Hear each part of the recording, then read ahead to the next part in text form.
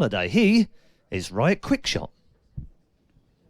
Thank you very much, Paula. A glorious intro for you, QuickShot, and I gotta say also a glorious beard.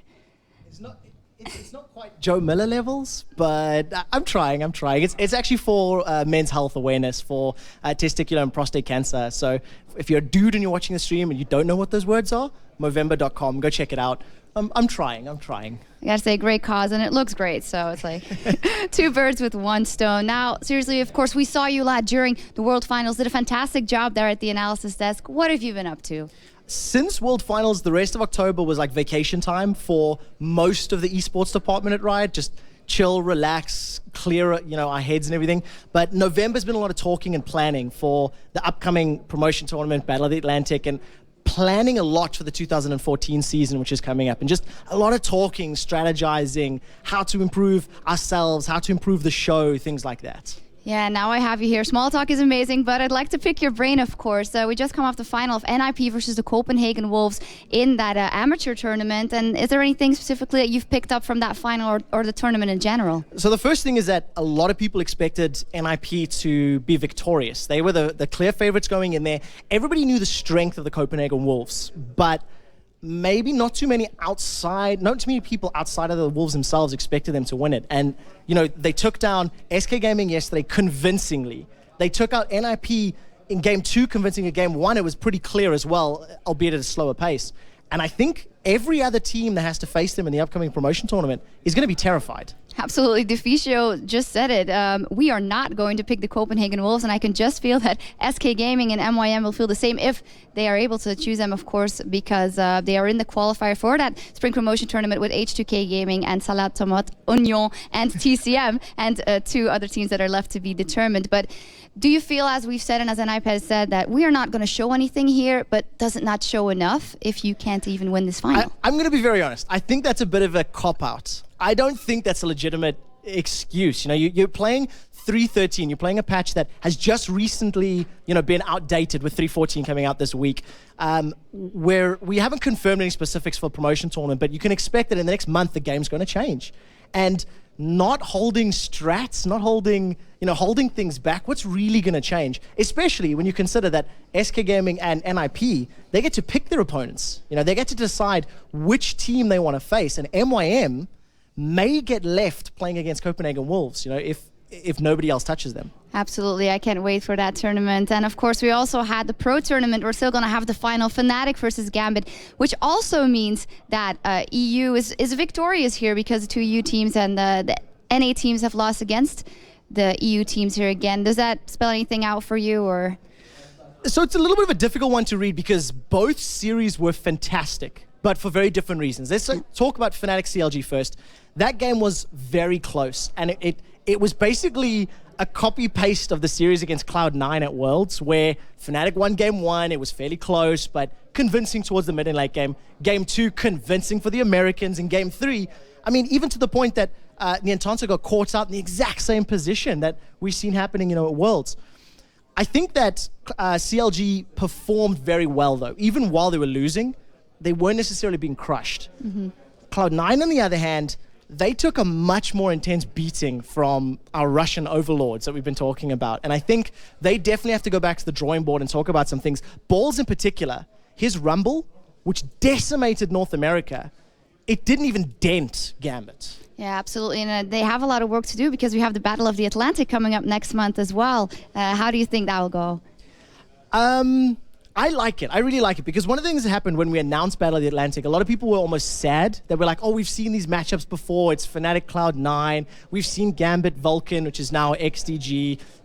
We've seen Lemon Dogs TSM, which are the matches that's coming. But this is why I like it because now after seeing these games and after seeing these grudge matches, Cloud9 now gets a chance to redeem their world's loss, and Vulcan gets to try and smash Gambit again like they did the very first time they played. So a lot more bragging rights.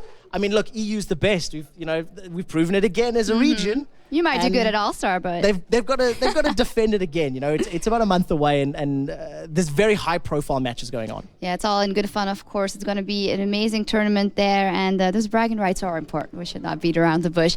But another thing that was a big theme here is, of course, a lot of teams coming here with lineup changes or things that they've altered. And I'd like to run through the European teams with you because you know them very well, of course. Starting off with Gambit, who has been back with Edward. How have they blown your socks off? They perform very well. I think this next series against Fnatic that we'll get to a little bit is what's going to determine whether or not my socks are still on or not. But I think they've performed very well. I think, you know, we have high expectations because it is Gambit, it is old Moscow 5, it is old Empire, you know. They've got such a long and storied history.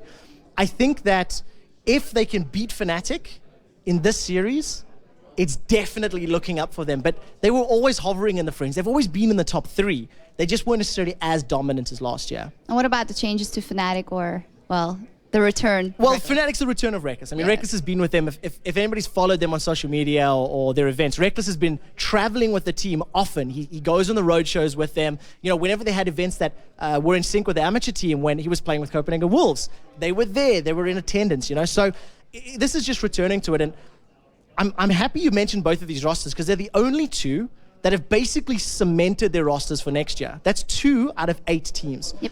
We can assume MYM will stay the same. They've stayed the same for so long. We're not really expecting change. Lemon Dogs, they don't even have a team. They've lost it. The only standing member is Dexter.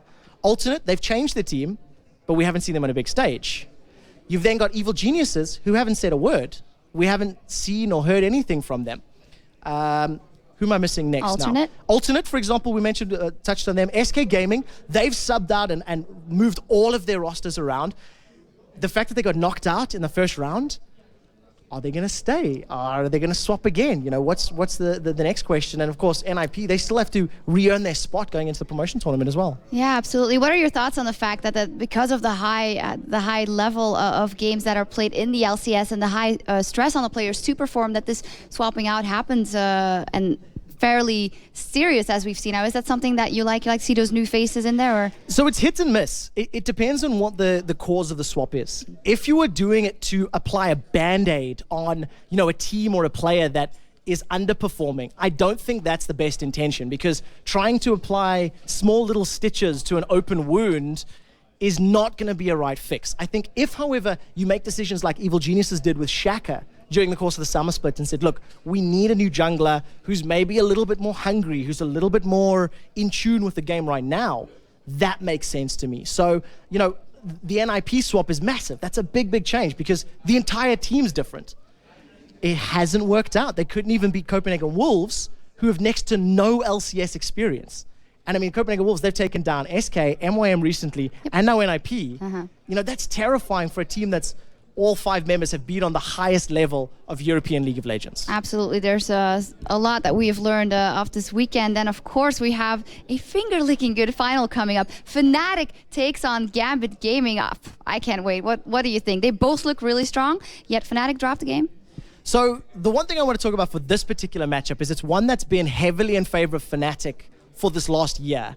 You know, Fnatic, it was the final of the spring split. Fnatic managed to pull out 3-2. During the course of the summer split, if I recall correctly, Fnatic went 4-0 against Gambit and, you know, didn't drop a game. And it's been the Fnatic story, but I think the hunger is back for Gambit. I think, you know, Intel Extreme Masters has always been a Gambit event. They've always shown up, you know, they've always turned the pressure on when they needed to. And I think as long as they continue playing the way they did earlier, Fnatic may actually not pick up the series. You're going with Gambit? I think so. Oh, you're having a hard time deciding. No, I do have a bit of a tough one, you know, predicting this one, but I think that my gut's telling me Gambit just wants this one more. You know, Fnatic are still riding high. They did well at Worlds. You know, they placed in the top 4. They just fought really hard against CLG, but they haven't needed to prove themselves quite as much as what Gambit do, especially now with the return of the prodigal son. You know, now that the prince is back, they want to reclaim the title to the throne, and they have to take down Fnatic to do it. I mean, summer and spring split champion, Gambit has to pull out all the stops here. Let's hope that we get 3 great games. Thank you very much for your insights. Enjoy the game. Your